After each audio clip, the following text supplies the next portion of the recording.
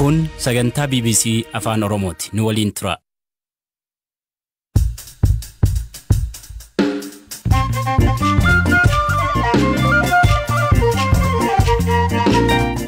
Ashama akkam oltan sagantaan keenya as magaalaa Naayiroobii irraa darbu eegale. Kaaba Itoophiyaatti waraanni bifa haaraan jalqabe. Jiraataan magaalaa Qobboo maal jedha? Sagalee meeshaa waraanaa gurguddaa dhageenye.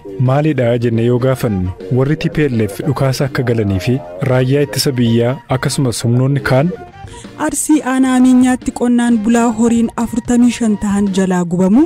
Kuni barbadaan kun mukaa sunitti galbu'ee ciccitamee nafni isaatti bilchaatee waqee wal fixee oolan 44 bahee lukkuleen 8 limaati.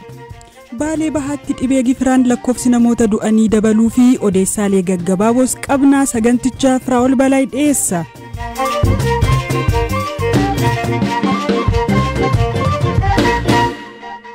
Humnoonni Tigraay naannawaa daangaa Amaaraa fi Tigraayitti waraana bifa haaraan eegalan jechuun mootummaan Itoophiyaa himate. Waraana guyyaa roobii bifa haaraan eegale kana dursee kan himate garee TPLF ture. Itti aansuun mootummaan federaalaa Itoophiyaas waraanicha kan eegale garee TPLF dha jechuun ibsa baase. Gabaasa dabalataa qabna. Tajaajilli kominikeeshinii mootummaa federaalaa ibsa baaseen guyyaa roobii barii sa'a 11 irratti humnoonni TPLF adda waraanaa gama bahaan Bisoobar, Zoobilii fi karaa Takulash haleellaa bananiiru jedhe. Himannaan mootummaa kun kan dhaga'ame har'a ganama TPLF humnoonni mootummaa waraana bal'aan irratti eegalan jechuun erga himatee boodadha. Humnoonni Tigraay waliigaltee dhukaasa dhaabuu deeggarsa namoomaa ji'a bitooteessaa keessa labsamee ture cabsuu ibsi tajaajila kominikeeshinii mootummaa federaalaa ni agarsiisa. Waraana roobii ganama bifa haaraan eegalame jedhame kanaaf humnoonni lachuu gamaa gamana wal himachaa jiru. Mootummaan ibsa baasee kanaan humnoonni mootummaa haleellaa humnoonni TPLF irratti gaggeessan milkaa'inaan ofirraa qolachaa akka jiru beeksise. Yeroo dhiyoos jaleewwan isaa guutuu addunyaa keessa jiran bakka rafanii turanii dadammaquun isaanii duula waraanaa kana propagaandaadhaan dabaluuf kan kaayyeeffatedha jedha. Rakkoon guutummaa Itoophiyaa furmaata kan argatu karaa nagaa qofaanii kan jedhu ibsi mootummaa kun garichi jaallatees jibbees gara filannoo nagaatti akka dhufu gochuuf mootummaan tarkaanfii barbaachisu hunda ni fudhata jedheera. Lolli bifa haaraan eegalee kun rakkoolee namoomaa duraanuu haalaan hammaataa ture caalmaatti rakkisaa taasisa jedhamee yaaddoo uumee jira.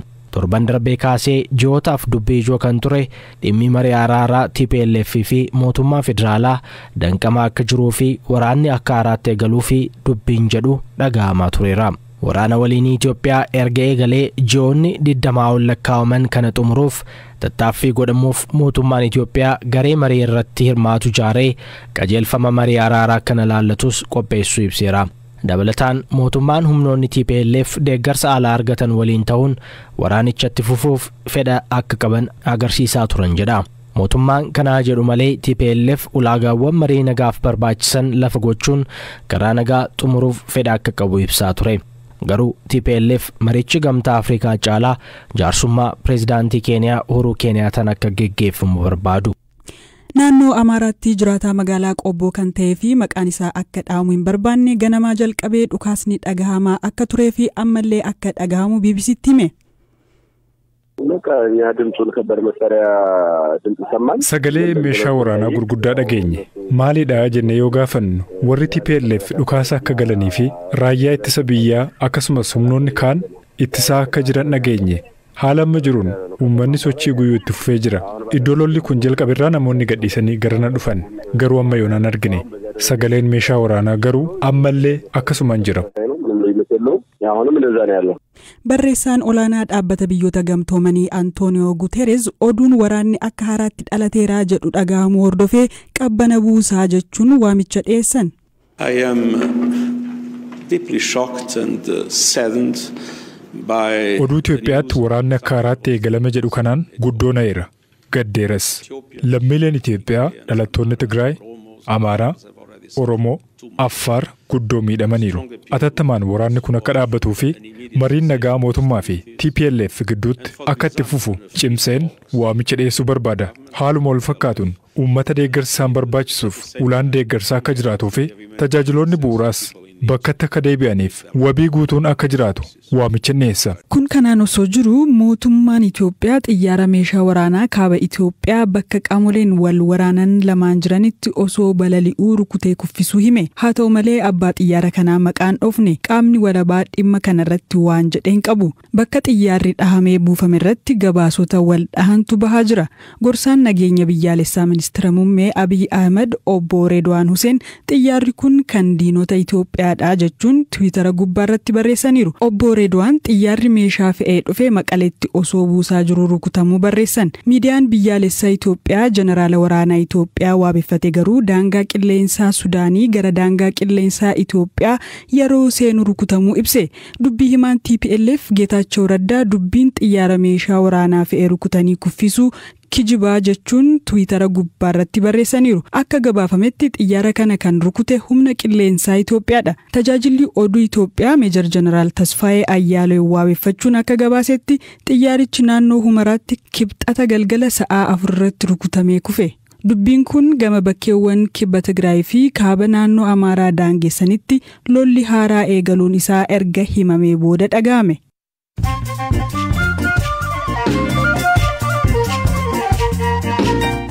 Odeessaalee gaggabaaboon isinitti hima. Boordiin filannoo biyyaalessaa Itoophiyaa maqaa dhaaba bara dargii biyya bulchaa ture Itoophiyaa Sartoo Addaroch Paartii Isabaa jedhuun dhaaba akka haaraatti ijaaramuuf gaaffii dhiyeessee kufaa godhe. Maqaan kun waggoota 30 dura paartii Koloneel Mangistuu Hayilamaariyaam yeroo ta'u yeroos paartii takkittii biyya keessa turee fi biyya bulchaa turedha.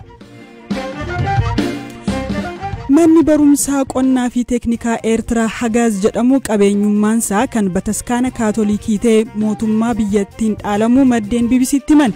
Manni barnootaa kun waggoota 23f misooma bineeldotaa kuduraaf muduraa masnoo fi kaan irratti barnoota kennaa ture. Ministeerri muummee Finlaand Saanaa Maariin mana isaaniitti dubartoonni 2 mudhii ol qullaa suuraa ka'uun erga mul'atanii booda dhiifama gaafatan. Dubartoonni lameen mudhii olitti qoomee osoo hin kaatinii fi osoo wal dhungatanii suuraa ka'an kunneen namoota bebbeekamoodha. Odeessaaleen gaggabaaboo kanuma.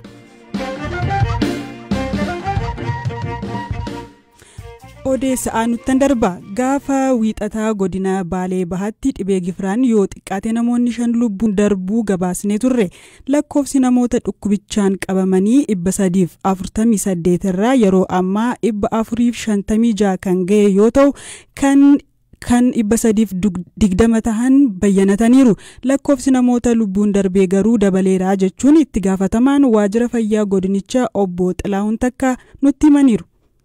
Lakkoofsi isaa dabaleera naannoo 9 gaheera jechaadha. Namoonni lubbuun isaanii darbe osoo yaalarra jiranii kan du'an jiru. Dabalataan immoo hawaasa keessatti illee kan lubbuun isaanii darbe jiru. Sababiin bu'uuraa akka kanaatti isaan dhukkubsaa jiru hanqina nyaataa naannoo sanatti mudachaa jirudha jettanii turtanii. Waan biraa dhukkubni biraa kan kana fakkaatu kan amma isin hordofaa jirtan jiraan biraan? Namoota dhibeen biraa jiru hin jiru. Beezikaalii waggaa 2 godinni kun hongeedhaaf saaxilamee ture. Gargaarsa garaagaraa naannoo irraa argachaa ture. Beelli kun immoo cimee deemeera. Gargaarsi sun bu'uurarraa rakkoo beelaa kana hin hiikne. Rakkoon beelaa immoo dhibeema hanqina nyaataa fidee jira jechaadha.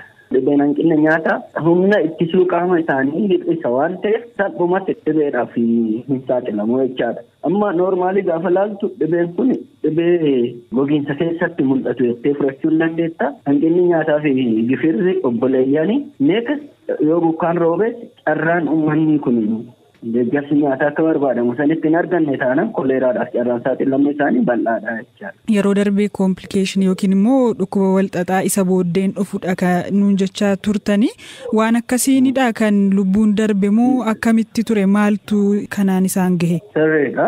Dhukkubni kun dhukkuba shiftuu yookaan gifirri isin hin ajjeesu dhibeewwan walxaxaa ta'an akka nimooniyaa, liver nimooniyaa yookaan ciisombaa cimaa namarra qaqqabsiisa.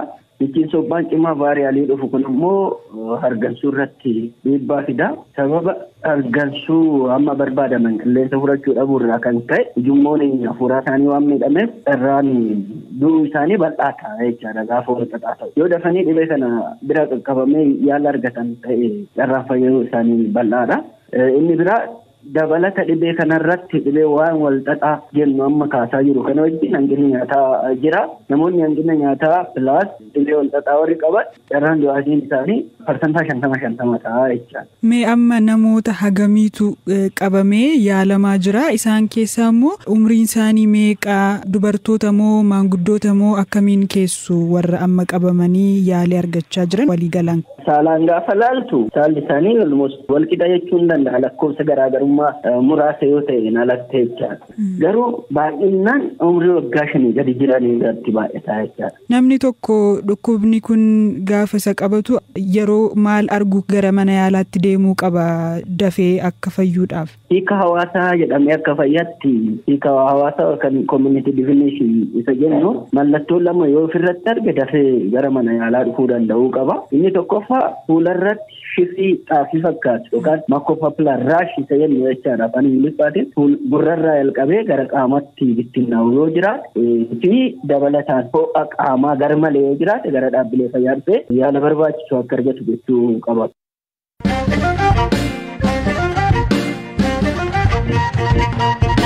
Dhaggeeffattoota keenya odeessa dhumaarra geenyeerra godina Arsii aanaa Ameenyaatti sanbata darbee halkan keessaa sa'aatii 6tti horiin qonnaan bulaa 50 siqan abiddaan gubachuu abbaan horii obbo Amaanaa Adam BBC'tti himaniiru. Maaltu tahee jechuun waa'illi koo Zalaalam Taaddasaa dubbiseera. Mana citaadha.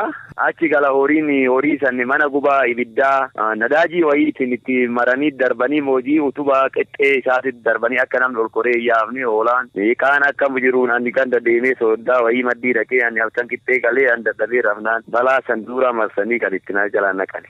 Achiin eegas adagaa kana kan jenne tattaafadhee waggaa dheeraa kana muluu dalagee haga gimbii ga'u haga badhaafama ga'u tokkoffaan nama 3,000 fi minaamina keessaa tokkoffaan otoo jiru eegas akkasitti daaraa milee kiyya dhayanii daaraa na godhani. Aanaa keessan keessatti qonnaan bulaa badhaafamaa turtan. Tarii sa'aatii kuni dhaqqabe kana maaltu mana keessa jira? Horii akkamiitu jira? Kan gubate meeqa? Horiin 60 gara 66 hoolotiin eegati kun barbadaan kun mukaa sunitti gad bu'ee ciccitamee nafni isaati fi bilchaatee wacee wal fixee hoolan 44 bahee lukkuleen 8 limaatiin waatileen limaatii 2 waatii jechuun jabboota? Jabboo ta'ee tokko mirgoodha tokko raada limaatiti giddilibsi 2 ka suuditi ka shirafaa minxaafi 2 kanaaf martuu hin barbadaa'e. Namni keessan turre manicha keessa? Mana keessa namichi hin baane.